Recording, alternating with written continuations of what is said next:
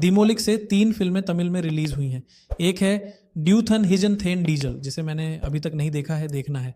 तो आज सुबह मैंने देखा, ये पूरी तरह से एंटरटेनर है। लेकिन बिज खत्म हो गया। बिजन कालामादन की एक और फिल्म है, मारी सेल्विन की फिल्म है, ये पता है। ये एक एंटरटेनर होने के अलावा मुझे ये एक एजुकेटर की तरह भी लगा। इस फिल्म में मनोरंजन की मांग की गई है, ये सही है। लेकिन जब कोई फिल्म आती है तो हम बस उसे देखकर चले जाते हैं। अब जब हम कोई सामान्य कॉमेडी फिल्म देखते हैं तो वह वहीं ख़त्म हो जाती है। लेकिन अगर फिल्म देखने के बाद भी वह हमारे दिमाग में बनी रहती है, अगर उस फिल्म के बारे में चर्चा करने के लिए कुछ है, अगर उस फिल्म से हम कोई पॉइंट ले सकते हैं, अगर वह 1 या 2 लोगों को प्रभावित कर सकती है, तो वह सिर्फ एक एंटरटेनमेंट नहीं है। इसके आगे बढ़कर ये एक बड़ी मीडिया के रूप में बदल जाती है। अगर किसी व्यक्ति को समाज से कुछ कहना है, अगर बहुत सारे लोगों को प्रभावित करना है, तो फिल्म उस स्तर तक पहुंच जाती है। यही एहसास मुझे बाई फिल्म को देखकर हुआ। मरिचालो वरिचिट, इससे पहले की सभी फिल्मों की तरह इसमें भी जातिवाद से जुड़े वही मुद्दे मुख्य थीम हैं, लेकिन इसे एक स्पोर्ट्स ड्रामा मोड में बदलकर प्रस्तुत किया गया है। बहुत ज़्यादा इमोशंस या चीज़ें भी ठीक से कनेक्ट नहीं हुई। मुझे व्यक्तिगत रूप से उस किरदार से कोई खास लगाव महसूस नहीं हुआ। लेकिन मूपर ने जो कहना चाहा उसमें एक कोशिश तो है, उसमें छोटी छोटी वैकल्पिक बातें हैं। अब तक मूपर की बाकी सभी फिल्मों में भी ये जातिवादी मुद्दे उठाए गए हैं, लेकिन इसमें यह दिखाया गया है कि यह कैसे नहीं बदलेगा, ये सब समाज ऐसा ही कहेगा। शायद इसी सोच के साथ फिल्म बनाई गई है। इसमें कोई बड़ी बात मुझे व्यक्तिगत रूप से महसूस नहीं हुई। ठीक है, उस मुद्दे को बाहर लाकर चर्चा की गई, लेकिन इस फिल्म में मूपर ने कई चीज़ें आजमाई हैं। मैं उसे स्पॉइलर नहीं बनाना चाहता, इसलिए विस्तार से नहीं बता रहा हूँ, लेकिन आमतौर पर जो हम फिल्मों में देखते हैं वहाँ एक फुल स्टॉप लगाकर छोड़ देते हैं, लेकिन इसमें किसी न किसी समाधान के बारे में भी इस फिल्म में स्पष्ट रूप से बताया गया है। अगर 12 लोगों के बीच, 2 अलग अलग जातियों के 2 लोगों के बीच कोई समस्या है, या फिर यह जानना ज़रूरी है कि यह सब कहाँ से शुरू हुआ। कभी कभी ऐसा होता है कि 11 लोग किसी दूसरी परोटा दुकान पर चले गए और वहाँ उन्हें चटनी नहीं मिली, बस उसी बात से समस्या शुरू हो जाती है। वहीं से ये सब शुरू हो सकता है। जैसे मुझे ये चीज़ ऐसे ही स्टार्टअप की तरह लगती है। 2 लोग आपस में झगड़ा कर लेते हैं और जब वह बात गांव वालों तक पहुंचती है तो वे उसे अपना लेते हैं। कई बार ऐसा होता है कि जिन्होंने ये शुरू किया उन्हें भी आखिर में पता नहीं होता कि क्यों शुरू हुआ था। बात ऐसे ही फैलती जाती है। ऐसे कई मामलों में वही लोग जिन्होंने शुरुआत की थी वे खुद आकर सबको समझाते हैं, शिक्षित करते हैं। उन्होंने बताया कि उस एक समस्या को पूरी तरह ख़त्म करने के लिए कई तत्व उसी में मौजूद हैं। इसी तरह मुझे यह फिल्म एक शिक्षक की तरह लगी। ये कुछ लोगों को पसंद आएगी, कुछ को नहीं। कुछ को ये समझ में आएगा, कुछ के लिए इसमें आत्मसात करने के लिए बातें हैं, खासकर तमिल दर्शकों के लिए। वहाँ ही नहीं, हर जगह ये समस्या है, लेकिन उनके लिए ये ज़्यादा है। वे इसे महसूस करते हैं। इस फिल्म में कई ऐसे फैक्टर्स हैं जिनसे वे रिलेट कर सकते हैं और इन्हीं के साथ ये फिल्म आगे बढ़ती है।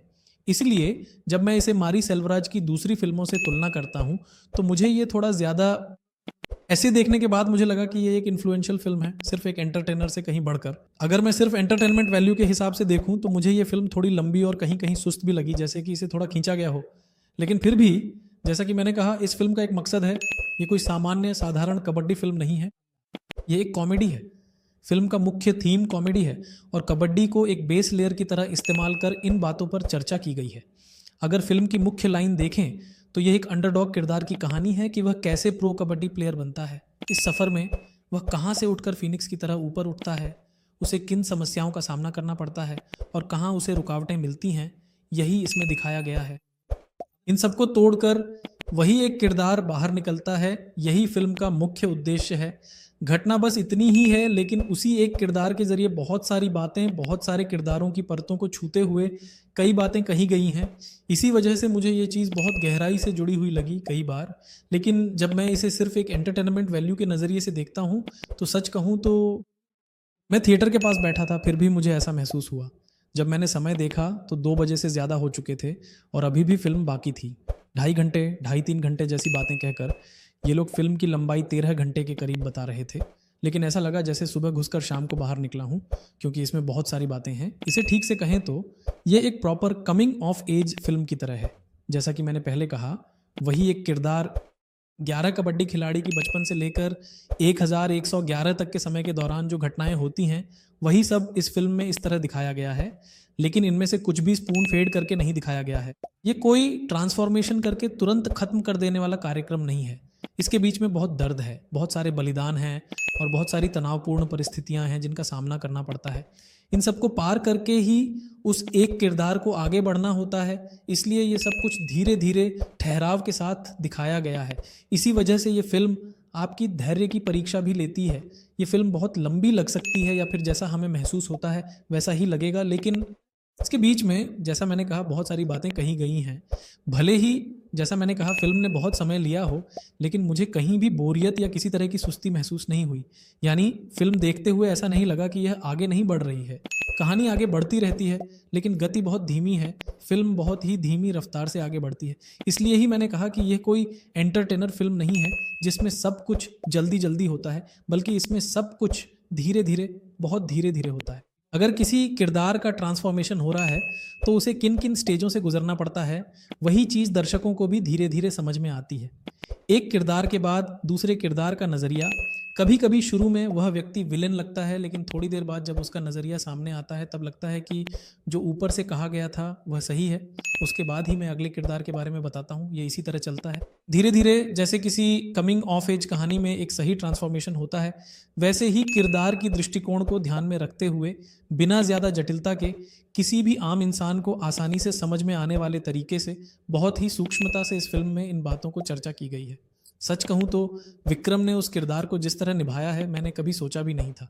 अब तक मैंने ऐसा कभी देखा भी नहीं। भले ही ऐसी चीज़ें दूसरी फिल्मों में भी हों, लेकिन इतनी नेचुरल और प्रॉपर तरीके से जब एक अच्छे डायरेक्टर के हाथ में किरदार आता है तो वह क्या कर सकता है, इसका एक बेहतरीन उदाहरण है ये। किरदार, कास्टिंग, सब कुछ एकदम प्रोफेशनल लेवल का है। सभी कलाकार जैसे पशुपति आदि सबका स्तर बहुत ऊंचा है। मुझे लगता है इससे पहले मैंने ऐसा कुछ शायद सारपेट्टा परंप में ही देखा था। उसके बाद मुझे याद नहीं आता कि मेरे मन में इस तरह से कोई और फिल्म ठहर गई हो। अब तक मूपर को ऐसा कोई किरदार प्रॉपर तरीके से नहीं मिला था। कुछ समय से मूपर ने इसमें ज़बरदस्त काम किया है। जैसे ध्रुव ने कहा, क्या ध्रुव ज़्यादा बोलता नहीं है? इस फिल्म में यह किरदार बहुत कम डायलॉग्स बोलता है। अगर कम डायलॉग्स की बात करें तो मुझे लगता है कि इस फिल्म में सबसे कम डायलॉग्स इसी एक किरदार के हैं। बाकी सभी ज़रूरी बातें पशुपति ही बोलता है। एक पिता, घर, रिश्तेदार, सब कुछ बहुत प्रॉपर तरीके से दिखाया गया है और उनके बीच की केमिस्ट्री भी बेहतरीन है। नेट की तरह काम किया गया है। फिल्म में थेन अनुपमा भी है। थेन रजीश विजयन ने ऐसे कई किरदारों को नेट एंड क्लीन बनाकर रखा है। कुछ नए चेहरे भी हैं जिन्हें मैंने अब तक नहीं देखा था और हम उन्हें भी इसमें देख सकते हैं। उन सभी को भी अच्छी भूमिकाएं मिली हैं। पूरी फिल्म में उनका सफ़र है। ये सिर्फ एक किरदार के लिए नहीं है, बल्कि अब ध्रुव के इस एक किरदार के लिए भी है। अब हमें पहले से ही पता है कि इसमें कोई बड़ी बात या हैरानी की बात महसूस नहीं होगी। फिल्म शुरू होते ही हमें पता चल जाता है कि आखिर में क्या होने वाला है। ये सब कुछ पहले से ही अनुमानित है। फिर भी इसके बीच बीच में किरदारों का ट्रांसफ़र और हर किरदार द्वारा अनुभव की जाने वाली राजनीति भी है।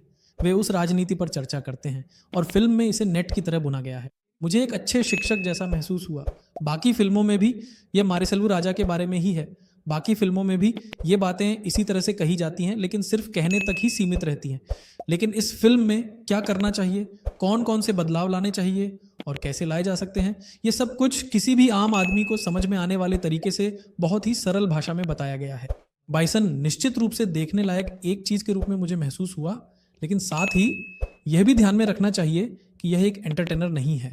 जैसा कि मैंने कहा, अगर आप इसे एक फेस्टिवल रिलीज़ के तौर पर परिवार के साथ खुश होकर देखना और एंजॉय करना चाहते हैं तो यह विकल्प है। हम कुछ देर हंस सकते हैं और लौट सकते हैं। जैसा कि मैंने कहा, ये कोई ऐसी चीज़ नहीं है जिसे बार बार देखना चाहिए। इसे समझकर ये कोई ऐसी फिल्म नहीं है जिसे आप घर ले जाकर बार बार देखेंगे।